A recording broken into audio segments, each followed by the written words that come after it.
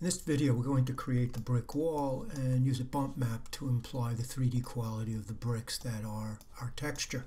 Starting in an orthographic view, I'll hold down the space bar. I'm going to go to Create, Curve Tools, and I'm choosing the Bezier Curve tool. It's very much like the one in Photoshop or Illustrator, allowing me to plot points and then drag arcs in between. So I'll start with the opening of the window. And this would be the center of the arc, so I'll click and drag with the left mouse to introduce the arc.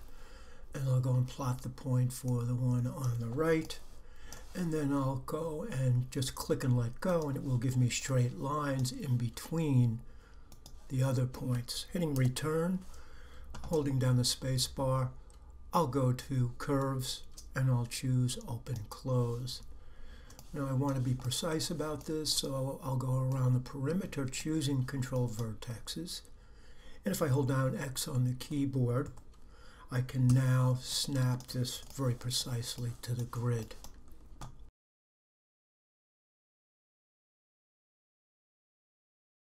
And just to further illustrate how the tool functions, I'll select the one in the center where I've got an arc, and you'll see that if you select the individual rabbit ears here, you can go in and you can adjust.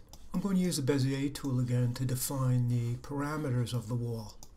Holding down the space bar, Create, CV Curve tool, Bezier,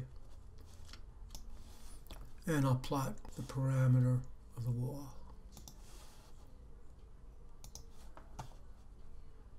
And because I'm roughing it in, I'll close it out,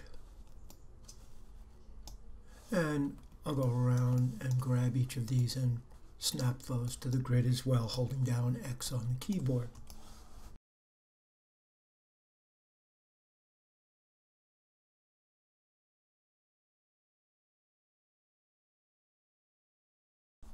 In my perspective view and back in my object state for the Bezier curves, I'll select the outside edge, shift select the inside arc.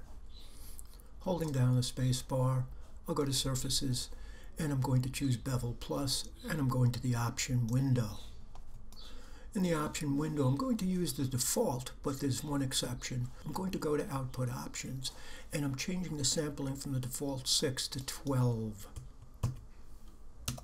And when I hit apply, it'll fill in the geometry based on the Bezier curves. I want the wall to be thicker at this point, so I'll hit R on the keyboard and I'll make it thicker.